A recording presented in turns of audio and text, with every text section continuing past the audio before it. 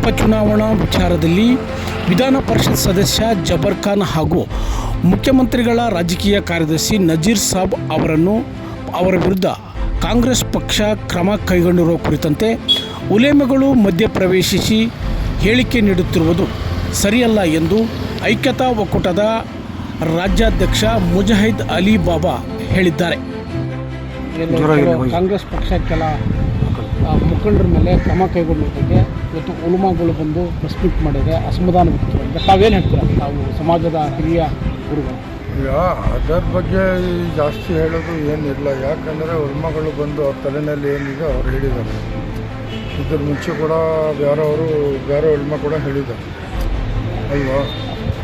ಇದ್ರ ಮುಂಚೆನೂ press meet ಆಗಿದ್ದು ಉಲಮಾ ಕಡೆಯಿಂದ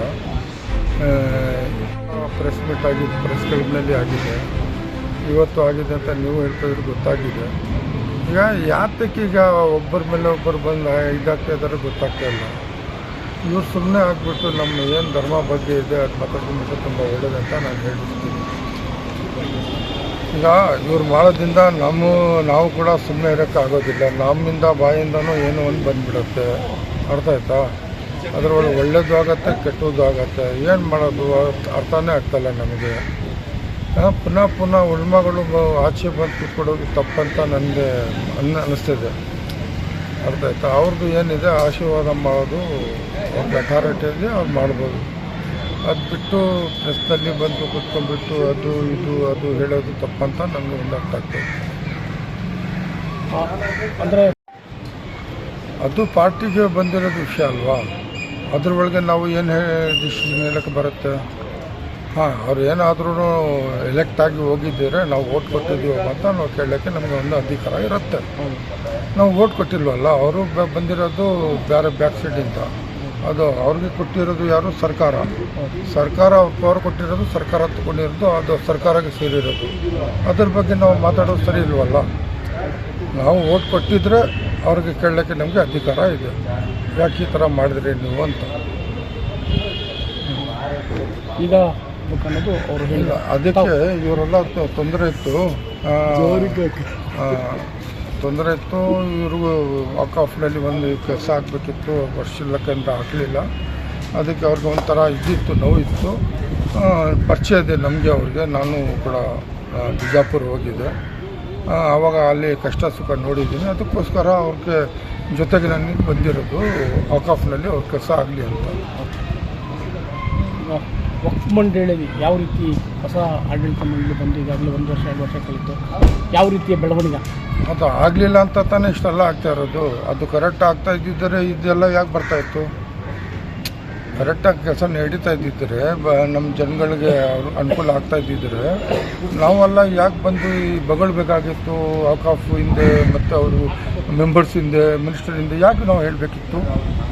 ಕೆಲಸ ಆಗಲಿಲ್ಲ ತಾನೇ, ಅದಕ್ಕೆ ತಾನೇ ನಾವೆಲ್ಲ ಬಂದು ಈ ಥರ ಮಾಡಿರೋದು. ಅದಕ್ಕೆ ತಾನೇ ಬಂಬಳಿ ಹೊಡ್ಕೊಂಡ್ಬಿಟ್ಟು 1.5 ವರ್ಷ ಹೊರಟೋಗ್ಬಿಟ್ಟು ಏನಾಗೋದು, ಮುಂದೆ ಏನಾಗೋದು, ಏನಾಗ್ತಾ ಇದೆ, ಹೆಂಗೆ ಅಂತ ಅದು ತಾನೇ ಕ್ವಶನ್ಸ್ ನಡೀತಾ ಇದೆ. ಉಚ್ಚಾಟನೆ ಮಾಡಿದ್ರು ಅವ್ರನ್ನ. ಉಚ್ಚಾಟನೆ ಅಂದರೆ ಪಕ್ಷದಿಂದ ಸಸ್ಪೆಂಡ್ ಮಾಡಿರೋ ಬಗ್ಗೆ ತುಂಬ ಚರ್ಚೆ ನಡೀತು. ಮುಸ್ಲಿಂ ಸಮುದಾಯನ ಸಾಕಷ್ಟು ಚರ್ಚೆ ಮಾಡಿದ್ರು. ತಾವು ಇದ್ರ ಬಗ್ಗೆ ಏನು ಹೇಳ್ತೀವಿ? ಸರ್, ಅದು ಕಾಂಗ್ರೆಸ್ ಪಕ್ಷದ ಆಂತರಿಕ ವಿಷಯ. ಅವರು ಕಾಂಗ್ರೆಸ್ ಪಕ್ಷದಿಂದ MLC ಆದವರು. ಆ ಕಾಂಗ್ರೆಸ್ ಪಕ್ಷಕ್ಕೆ ಅವ್ರ ವಿರುದ್ಧ ಏನಾದರೂ ಸಾಕ್ಷಿಗಳು ಸಿಕ್ಕಾಗ ಮಾತ್ರ ಅದನ್ನು ಅವ್ರಿಗೆ ತೆಗೆದಿರ್ಬೇಕು. ಅದು ಮುಸ್ಲಿಮ್ರಲ್ಲ.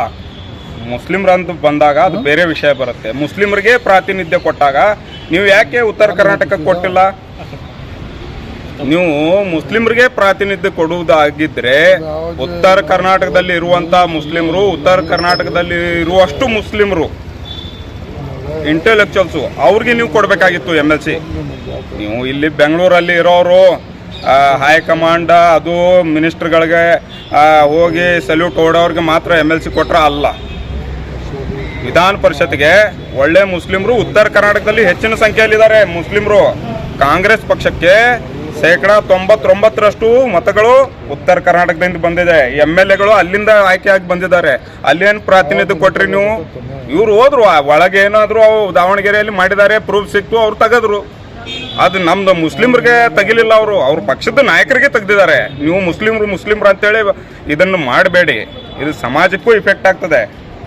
ಉಲ್ಮಾಗಳಿಗೆ ಮುಂದೆ ಮಾಡ್ತಾ ಇದ್ದೀರಿ, ಯಾರ್ಯಾರೋ ಇಂಟೆಲೆಕ್ಚುಯಲ್ಸ್ಗೆ ಮುಂದೆ ಮಾಡ್ತಾ ಇದ್ದೀರಿ, ಪ್ರೆಸ್ ಮೀಟ್ ಮಾಡಿಸ್ತಾ ಇದ್ದೀರಿ. ಇಂಥವ್ರು ಎಲ್ಲರೂ ನಾವು ಪ್ರೆಸ್ ಮೀಟ್ ಮಾಡಿಸ್ಬೋದು. ಇಲ್ಲಿ ಎಷ್ಟಿದ್ದಾರೆ, ಹುಬ್ಳಿ ಧಾರವಾಡ ಎಷ್ಟಿದ್ದಾರೆ, ಹೈಯೆಸ್ಟ್ ಮುಸ್ಲಿಮ್ರು ಇದು ಅಲ್ಲಿ. ಆದ್ರೆ ನೀವು ಪ್ರಾತಿನಿಧ್ಯ ಕೊಡ್ತಾ ಇದ್ದೀರಿ ಇಲ್ಲಿ. ಇದೇನು ಓಟ್ ಹಮಾರ ರಾಜ್ ತುಮಾರ ಇದು ನಡೆಯಂಗಿಲ್ಲ. ಓಟ್ ಹಮಾರ ರಾಜ್ ತುಮಾರ ಬೆಂಗಳೂರು ಮುಸ್ಲಿಮ್ರು ಇವ್ರಿಗಾಗಿ ನಡೆದಿದೆ ಹೋರಾಟ, ಮುಸ್ಲಿಮ್ರಿಗಾಗಿ ಅಲ್ಲ. ಅಲ್ಲೂ ಪ್ರೆಸ್ ಮೀಟ್ ಚೇಲಾಗಳಿಂದ ಪ್ರೆಸ್ ಮೀಟ್ ಆಗ್ತಾ ಇದೆ ಅಂತ ಅನಿಸ್ತಾ ಇದೆ ನಮಗೆ. ಉಲ್ಮಾಗಳು ಇದರಲ್ಲಿ ಕೈ ಮುಗಿದು ಹೇಳ್ತಾ ಇದ್ದೀನಿ, ನೀವು ಇದರಲ್ಲಿ ರಾಜಕಾರಣದಲ್ಲಿ ನೀವು ಬಲಿಪಶು ಆಗಬೇಡಿ. ನೀವು ಖಿದ್ಮತ್ ಮಾಡ್ತಾ ಇದ್ದೀರಿ, ನೀವು ಓಟ್ ಹಾಕ್ಸಿದಿರಿ, ನೀವು ಎಲ್ಲ ಚಾಮರಾಜನಗರವರೆಗೆ ನಾವು ಕೂಡ ಹೋರಾಟ ಮಾಡ್ತೀವಿ. ಉತ್ತರ ಕರ್ನಾಟಕಕ್ಕೆ ನೀವು ಅನ್ಯಾಯ ಮಾಡಿದಂಥದ್ದು ಎಲ್ಲ ತಿಳಿಸ್ತೀವಿ, ನಮ್ಮ ಹಳ್ಳಿಗೆ ಹೋಗಿ ತಿಳಿಸ್ತೀವಿ ನಾವು ನಮ್ಮ ಜನರಿಗೆ. ತಾವು ಹೇಳ್ತಾ ಇದ್ದೀರಾ ಇವತ್ತು ಯಾರು ಉಲ್ಮಾ ಎಲ್ಲ ಬಂದು ಪ್ರೆಸ್ ಮೀಟ್ ಮಾಡಿದ್ರೆ ಅದೆಲ್ಲ ತಪ್ಪಂದ್ರೆ ಹೇಳ್ತಾ ಇದ್ದೀರಾ? ಇಲ್ಲ, ಅವರು ಬಲಿಪಶು ಆಗ್ತಾ ಇದ್ದಾರೆ ಅಷ್ಟೇ, ಅವ್ರಿಗೆ ಗೊತ್ತಿಲ್ಲ. ಅವ್ರಿಗೆ ಏನು ಹೇಳಿ ಕಳಿಸ್ತಾ ಇದ್ದಾರೆ. ಅವ್ರೀಗ ಮತ್ತೆ ಹೇಳ್ತಾರೆ ಇವರಿಗೆ ಕೌಂಟರ್ ಮಾಡಿ ಅಂತೇಳಿ. ಅವ್ರು ಹೋಗಿ ಪಾಪ ಪ್ರೆಸ್ ಕ್ಲಬ್ಗಳಲ್ಲಿ ಕೂತು ಅವ್ರಿಗೆ ಏನು ಇವತ್ತಿನವರೆಗೆ ತಾವು ನೋಡಿದ್ದೀರಾ? ಪ್ರೆಸ್ ಕ್ಲಬ್ಬಲ್ಲಿ ಹೆಂಗೆ ಬಂದು ಪ್ರೆಸ್ ಮೀಟ್ ಮಾಡ್ಬೇಕಂತ ಅವ್ರಿಗೆ ಗೊತ್ತಾ? ಅದೇ ನಾನು ನಿಮಗೆ ಕೇಳಿದೆ, ಇಷ್ಟು ದಿನ ಅವ್ರು ಬಂದ್ ಮಾಡಿಲ್ಲ.